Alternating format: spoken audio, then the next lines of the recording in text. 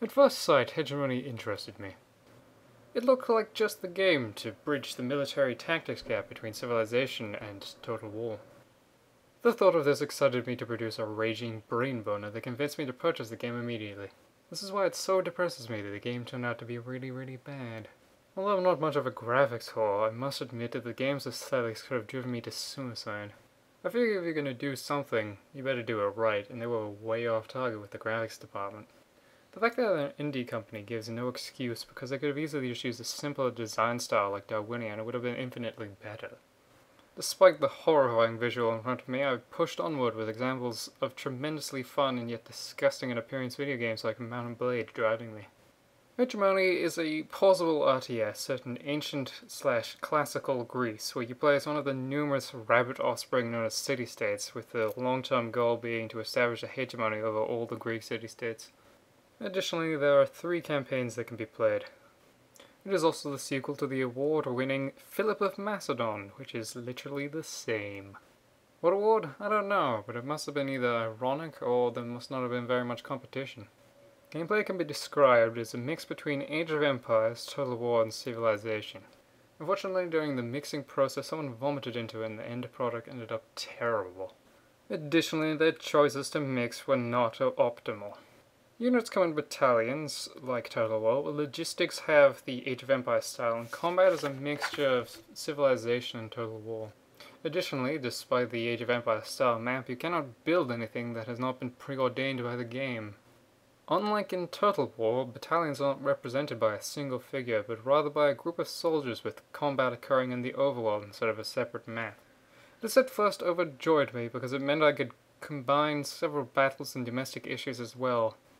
Unfortunately, this was ruined by the lack of real domestic issues and stiff, boring combat.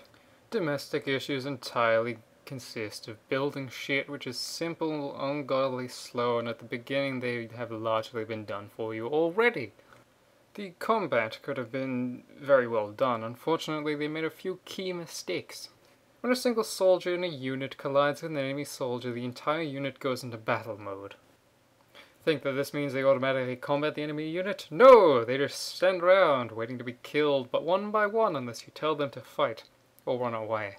Wait, I'm sorry, there's no option to disengage the enemy.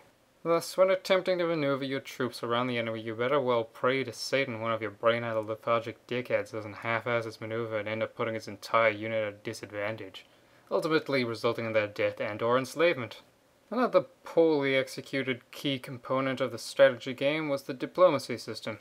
It's barely half a step up from Age of Empires 2, with 3 diplomatic options of war, alliance, and truce offering. That might as well not be a diplomacy system at all. This is what they sickeningly describe as the brand new diplomacy engine.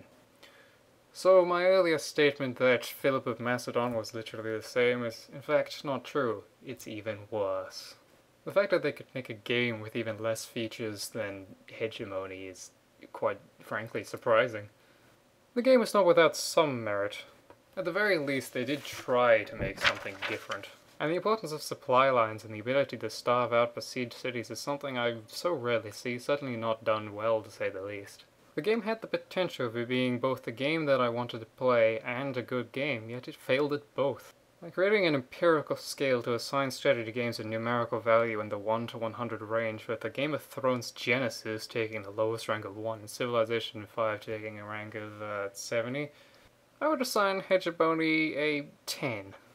Thank you for watching. Likes, favorites, and subscriptions are highly appreciated. Please feel free to leave a suggestion for a game to be reviewed.